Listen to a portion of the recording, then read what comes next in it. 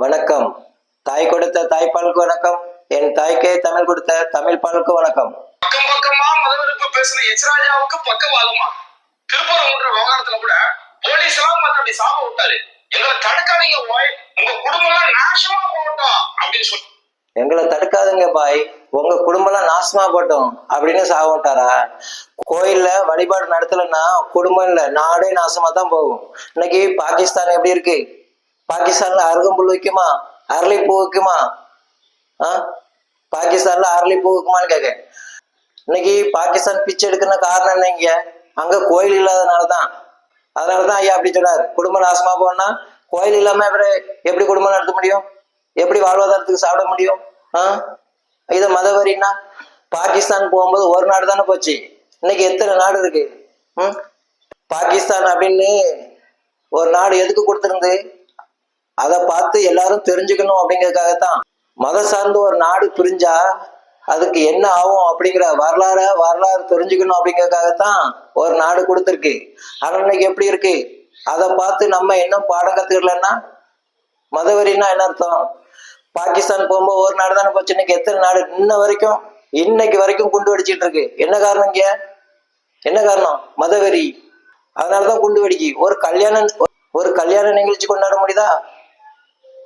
ஒரு புருஷன் முன்னாடி வாழ முடியுதா? சந்தோஷமா வாழ முடியுதா? சந்தோஷமா பாகிஸ்தான்ல ஒரு நாள் ஒருத்தன் படுத்திருப்பானா? எப்ப பார்த்தாலும் குண்டு வெடிக்கான். அந்த நாடுதான் இன்னொரு நாட்டுல குண்டு போட்டா கூட சரி, ஏதோ அந்த நாட்டோட கொள்கை, குண்டு வெடிக்கிறது ஒரு கொள்கை அப்படின்னு சொல்லி ஏத்துக்கிட்டா கூட அவன் நாட்டிலேயே கொடுக்குறானே. பாகிஸ்தான் போகும்போது ஒரு நாடு தானே போச்சு. இன்னைக்கு பங்களாதேஷ், ஆப்கானிஸ்தானு, பலுச்சிஸ்தானு பல நாடா பிரிஞ்சிட்டு இருக்கு. போகும்போது ஒன்னா போறிய, வரும்போது 10 வருவீங்களா? எதுக்கு? வாழ்வாதாரம் இல்லை. அதனால அவன் சொல்றத தப்பா இருக்கும், ஒருத்தன் சொல்றதை கேட்கான், இன்னொருத்தன் சொல்றத கேட்கல. அதுக்கப்புறம் இன்னொருத்தன் சொன்னதுதான் கரெக்டா இருக்குமோன்னு அவன் பேச்சை கேட்ட இவன் அடிக்கான், இவன் பேச்சை கேட்ட அவன் அடிக்கான். இவர் என்னைக்குதான் வாழ்வைய? எதுக்கு பிறந்தோம்? வாழ்றதுக்கு தானே பிறந்தோம். சும்மா மதம் சார்ந்துன்னா மதம்னா எப்படி சோறு போடும்? எப்படி சோறு திங்கிறது? நம்ம எல்லாம் மனுஷங்க தானே, சோறு தானே திங்க முடியும். மண்ணையாளி திங்க முடியும். மண்ணில் உருவாக்கி அதுல இருந்து வர்ற பொருளை செல்வம் ஆக்கி சாப்பிடணும். அதுதானே நம்ம மனுஷனோட வழக்கம். நம்ம என்ன ஆடா மாடா குதிரையா யானையா கோழியா குருவியா? நம்ம மனுஷங்க. மண்ணளி திங்க முடியாது, புல்லெல்லாம் திங்க முடியாது. அப்போ அதுக்குள்ள ஒரு வாழ்வியல் முறையை நம்ம ஏற்படுத்திட்டு தான் நம்ம வாழ்ந்தாகணும். இப்பவும் ஒன்றும் பிரச்சனை இல்லை. வாழ்வாதாரத்தை வழி சொல்லிட்டு எடுத்துடுங்க. யாரு கேட்டா? எனக்கு மதம் கேட்டனா, நாடு கேட்டனா? எனக்கு என்ன வேணும்? மதம் கேட்டனா, நாடு கேட்டனா? பாகிஸ்தான்ல பிச்சை எடுக்கான என்ன காரணம்? அங்க எதுவுமே இல்லை, வாழ்வாதாரத்துக்கு வழி இல்லை. மனுஷன் இருக்கான், ஆனா வாழ்வாதாரத்துக்கு வழி இல்லை. அதனால பிச்சை எடுக்கான். கழுதைய கூட வளர்த்து அடுத்த நாட்டுக்கு தான் அனுப்புறான். அதே மாதிரி இங்க கோயில் எல்லாத்தையும் அழைச்சிட்டேன்னா எங்க போறது? என்ன தள்ளி திங்கிறது? பொண்டாட்டி பிள்ளைலாம் என்னத்தை திங்கும்? எப்படி திங்கும்? பக்காவா சாபம் விட்ட மனுஷனுக்கு இன்னைக்கு பக்கவாதம் வந்திருக்குது. சாபம் விட்ட மனுஷனுக்கு பக்கவாதம் வந்திருக்கான். அப்படியா? பக்கவாதம் சாபம்லாம் விடல, நம்மள வாழ விடுங்கன்னு தான் கேட்கறாரு தவிர அவரு சாபம்லாம் விடுற ஆளு கிடையாது. என் தலைவனை பக்கவாதம் படுக்க வச்சிருச்சு. இதெல்லாம் நினைக்கும் போது நமக்கு துக்கம் தொண்டை அடைக்குது. துக்கம் தொண்டை அடைக்குதான், கபாலத்தை படைக்குதான். எப்பா அண்ணனுக்கு எவ்வளவு கஷ்டமா இருக்கு பாருங்க மனசு. அவ்வளவு சோகத்துல இருக்கிறாங்க. ஆனா இதுல ஹைலைட் என்ன தெரியுமா? எச்ராஜாவை காப்பாத்துனது, இந்த இக்கட்டான நேரத்துல எச்ராஜாவை காப்பாத்துனது ஒரு இஸ்லாமியர் காப்பாத்திருக்கிறாரு. அதுவும் ஒரு திமுக காரர் காப்பாத்திருக்கிறாரு. இன்னைக்கு நிறைய பேர் சோசியல் மீடியால சொல்லலாம், இதெல்லாம் இந்த வேலைங்க, இவ்வளவு மத வேணும் அப்படின்னு ஆளாளுக்கு அவங்களுடைய கருத்துக்களை சொல்லிட்டு இருந்தாலும், என்னோட தனிப்பட்ட கருத்து என்னன்னா, எச்ராஜா இதுல நலமுடன் மீண்டு வரணும். அப்பாடா, ஹெச்ராஜா ஐயா நலமோட மீண்டு வரணும் அப்படின்னு சொன்னாக்க ரொம்ப நன்றி. ஐயாவுக்கு நானும் இந்த இடத்துல கேட்டுக்கிறேன். ஹெச்ராஜா ஐயா பரிபூர்ண குணமடைஞ்சு நல்ல முறையா வீடு திரும்பணும், மறுபடியும் இயக்கத்துல இருந்து மக்களுக்கு சேவை செய்யணும் அப்படின்னு நான் கேட்டுக்கொள்கிறேன்.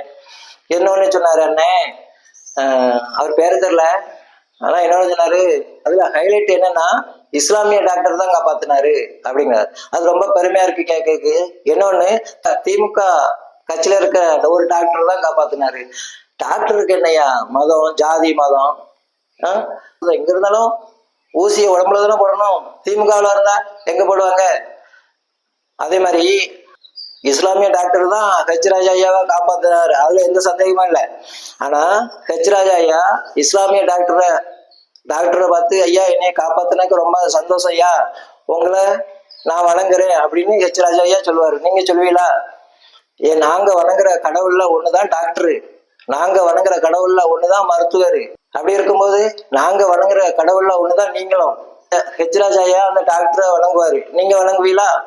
ஹெச்ராஜா ஐயா அவர்கிட்ட போய், அந்த உங்களை காப்பாத்தினார்ல அந்த டாக்டர் முக்கியமா, சிவன் முக்கியமா அப்படின்னு கேட்டா, எனக்கு அந்த டாக்டர் தான் முக்கியம், டாக்டரை முதல்ல வணங்கிட்டு தான் நான் சிவனை வணங்குவேன்னு சொல்லுவாரு. நீங்க அப்படி செய்வீங்களா? உங்களால அப்படி செய்ய முடியுமா? நீங்க உங்க அம்மா அப்பாவே வணங்க மாட்டீங்க. உங்க அம்மா அப்பாவை நீங்க வணங்குவீங்களா? உங்களை 20 வருஷம் பெத்து வளர்த்து ஆளாக்குன அம்மா அப்பாவை நீங்க வணங்குவீங்களா? ஆனா ஹெச்ராஜ் ஐயா வணங்குவாரு. சிவன் முக்கியமா, அம்மா அப்பா முக்கியமானா, ஐயா அம்மா அப்பா தான் முக்கியம் அப்படின்னு சொல்லக்கூடிய ஐயா தான் ஹெச்ராஜ் ஐயா. அவருக்கு எப்படி மதவெறி இருக்கும்? மதவெறி யாருக்கு இதுல இருக்கு? ஒரு டாக்டர் ஹெச்ராஜ் ஐயாவை டாக்டர் காப்பாத்திட்டாரா? அந்த டாக்டர் முக்கியமா, சிவன் முக்கியமா, விஷ்ணு முக்கியமா, ராமன் முக்கியமான்னு கேட்டா ஹெச்ராஜா ஐயா அந்த டாக்டர் தான் முக்கியம் அப்படின்னு சொல்லிட்டு அவர் காலை தொட்டு கும்பிடுவாரு, அவர் காலை கழுவி பொட்டு வச்சுக்குவாரு. உங்களால செய்ய முடியுமா அப்படி? இதான் கேள்வி, இதான் விஷயம். இது உங்களால செய்ய முடியுமா?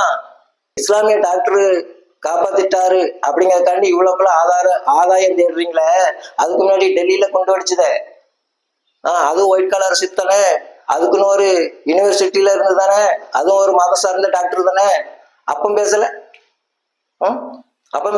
இதுல எது வேணும் உங்களுக்கு? எது வேணும் பேசுறீங்க? ஹெச்ராஜ் ஐயாவுக்கு கஷ்டம்னாலும் அவங்களுக்கு அப்படி தாங்க முடியலையா? ரொம்ப சந்தோஷமா இருக்கு, இப்படிதான் இருக்கணும். ஆனா தன்னை பெத்து வளர்த்த ஆளாக்குன்னு அம்மா அப்பா காலை கழுவி பொட்டு வச்சுக்குவாரு ஐயா, நீங்க வைப்பீங்களா? ஏன்னா நீங்க ஒரு அடிமை. உங்களுக்கு என்ன தெரிய போகுது அதெல்லாம்? ஹெச்ராஜ் ஐயாவை பத்தி உங்களுக்கு என்ன தெரியும்?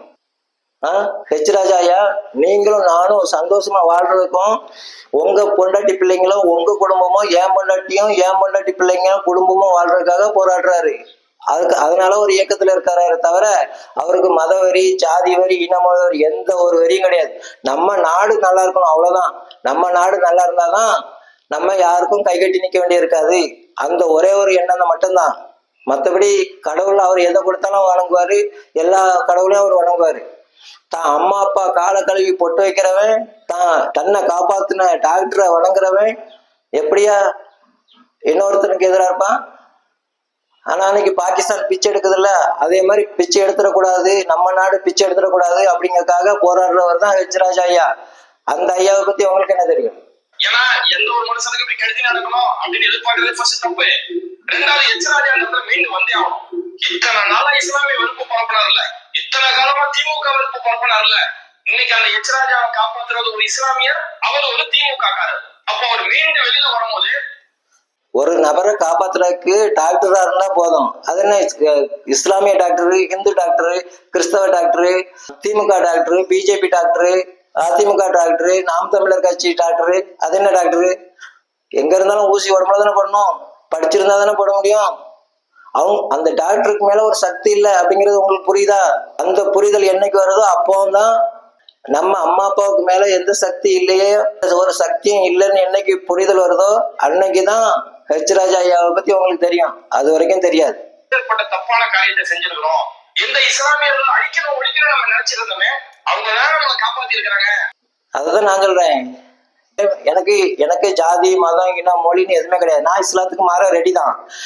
இப்ப எனக்கு கேள்வி என்னன்னா, நான் அருகம்புல்ல வித்து பொழைச்சிட்டு இருக்கேன், அரளிப்பூ வித்து பொழைச்சிட்டு இருக்கேன். ஒரு அர்ச்சனை தட்டத்துல 15 விவசாயி வாழ்றோம்.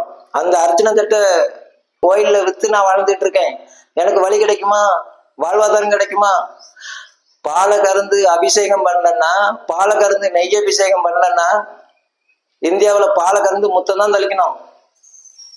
அப்படி வாழ்வாதாரம் உங்களால கொடுக்க முடியும் அப்படின்னா பாகிஸ்தான்ல போய் பொருளாதாரத்தை மீட்டு எடுத்துட்டு வாங்க. இன்னைக்கு 75-80 வருஷம் ஆயிட்டுல, பாகிஸ்தான் போய் 80 வருஷம் ஆயிட்டுல, போயிட்டு அவன் பிச்சை எடுக்கிறத தவிர என்ன சாதனை பண்ணான்? மெக்காவுக்கு போனாலும் போய் பிச்சை எடுக்கிறான். அவன் என்ன சாதனை பண்ணிட்டான்? பாகிஸ்தான் போய் மத சார்ந்த நாடு தானே போனான், போய் என்ன சாதனை பண்ணிட்டான் சொல்லுங்க, நானும் வரேன். அவன் போய் 80 வருஷத்துல இன்னைக்கு உலகத்திலே நம்பர் 1 நாடா இருக்கான் அப்படிங்கிற வரலாறு இருக்கா? அப்படின்னா சொல்லுங்க, நான் அழகா வந்துருவேனே, எனக்கு என்ன பிரச்சனை? பிச்சை எடுக்கிறதுக்கு ஒரு நாடா, பிச்சை எடுக்கிறதுக்கு ஒரு மதமா? அதை சொன்னாக்கினா மதவாதியா, அதை சொன்னதுக்கா மதவரியா? பிச்சை எடுக்கிறதுக்குலாம் ஒரு நாடு போல. அதான் எங்க பிச்சை தான் சட்டை கழிச்சு போட்டு ரோட்ல உட்காந்துதான் அழகா பிச்சை எடுக்கலாமே, எதுக்கு அதுக்கு போராடணும், உயிரை கொடுக்கணும்? ஹெச் ராஜாவை பத்தி பேசுறீங்க. குற்ற உணர்ச்சி அவரை வாழ்நாள் முழுக்க அவரை போட்டு வளர்ச்சிக்கிட்டு இருக்கோம். அவருக்கு குத்த வளர்ச்சியும் கிடையாது, வாழ்நாள் முழுவதும் அவரை உணர்த்து போதும் கிடையாது. குத்த வளர்ச்சி எல்லாம் உங்களுக்கு தான். எந்த மனுஷனுக்கு நோய் வரல, எந்த மனுஷனுக்கு ஹார்ட் அட்டாக் வரல, யாருக்கு எப்போதுன்னு யாராலும் சொல்ல முடியாது. அப்படி இருக்கும்போது ஹெச் ராஜாவுக்கு வந்துட்டோம்னா, ஏய் அப்பா இஸ்லாமியர்களை பத்தி தப்பா சொல்லிட்டதுனாலதான் வந்துட்டு, அப்ப பாகிஸ்தான் அவ்வளவு சாவறானே, அவன் யாரு? பாகிஸ்தான் இஸ்லாத்துக்காரன்னு தானே போனது. பாகிஸ்தான் பிச்சை எடுக்கான், அப்ப அவன் யாருக்காண்டி போறான்? அவன் பாகிஸ்தான் பிச்சை எடுக்கிறது காரணம் இந்தியாவுல போய் குண்டு போட்டதுனால தானே ஒத்துக்கிடுவீங்களா? அப்படியெல்லாம் கிடையாது. வாழ்வாதாரத்துக்கு வழி இல்லை. நம்ம மனுஷங்க வாழ்றதுக்காகத்தான் பிறந்தோம், சரியா? வாழ்றதுக்காகத்தான் பிறந்தோம். அதுக்காண்டி மண்ணள்ளி திங்க முடியாது. மண்ணில இருந்து உற்பத்தி பண்ணி அப்படிதான் சாப்பிட முடியும். அதுக்காக இஸ்லாம் கிறிஸ்தவன்னா மனுஷனா பிறந்திருக்கோம், வாழ்றதுக்கு தான். அப்போ வாழணும் அப்படின்னா அதுக்குள்ள வாழ்வாதாரத்தை உருவாக்கினா தான் நம்மளால வாழ முடியும். ஏன்னா இது ஒரு வாழ்வியல் முறை. அந்த வாழ்வியல் முறை பாகிஸ்தான்ல இல்லை, அதனால பாகிஸ்தான் பிச்சை எடுக்கு, அவ்வளவுதான். என்ன பாருங்களா, இன்னும் பாகிஸ்தான் இன்னொரு 10 வருஷத்துல பாருங்களா, பாகிஸ்தான் இருக்கிற இடமே தெரியாது. பாகிஸ்தான் அவ்வளவும் தனிநாடா ஒரு 20-25 நாடா மாறி இருக்கும். அதான் பாகிஸ்தானோட நிலைமை. ஏன்னா திங்கிறதுக்கு வழி இல்லை. எத்தனை நாள் பிச்சை எடுப்பான்? அப்புறம் அவன் பேச்சை கேட்பான், அது தப்பா இருக்கும். அப்புறம் இவன் பேச்சை கேட்பான். பாகிஸ்தானே தப்புங்கும் போது, பாகிஸ்தானோட கொள்கையே தப்பா இருக்குங்கும் போது வேற பிச்சை தானே எடுக்கணும். யார் சொல்லி என்ன ஆக போகுது? இம்ரான் கான் ஐயா ஜெயில தூக்கிப்பட்டாச்சு. யாராவது ஒருத்தர் நல்ல வழி சொன்னான்னாக்கினா உடனே தூக்கி ஜெயில போட்டுறணும், தூக்குல போட்டுறணும். அப்புறம் எதுக்குதான் பிறந்தோம்? சாவரக்கா? அம்மா அப்பா எதுக்கு பெத்தாங்க? எதுக்கு 25 வருஷம் மடிக்கல வச்சு வளர்த்து விடுறாங்க? சாவரக்கா? வாழ்றதுக்கு என்ன வழியோ அந்த வழியை பாருங்க, அதுதான் மனுஷனுக்கு நல்லது.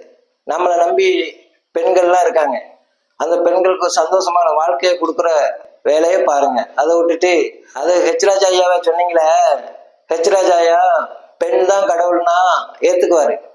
அவ தான் கடவுள், அவ காலை தொட்டு கும்பிடு அப்படின்னா ஹெச் ராஜா ஐயா தொட்டு கும்பிடுவாரு. நீங்க செய்வீங்களா? செய்ய மாட்டீங்க. ஏன்னா நம்மளே ஒரு அடிமை.